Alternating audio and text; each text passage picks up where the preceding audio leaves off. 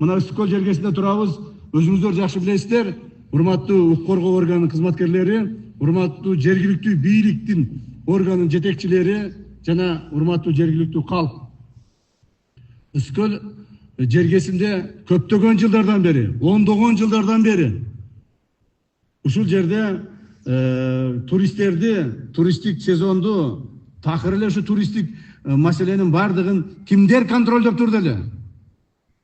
Кана ошол контролдоп турган бандиттер, уюшкан кылмыштуу топтун мүчөлөрү, уюштуу кылмышкан топтор, бандиттер, положенецтер, смотрящийлер, вор закондор каякта азыр?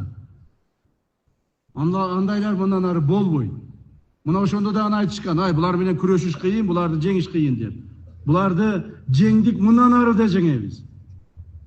Биздин Кыргызстаныбызда, биздин мамлекетибизде эч кандай уюшкан кылмыштуу топ деген болбош керек. Эсти кайсыл бир жерде, кайсыл бир ошол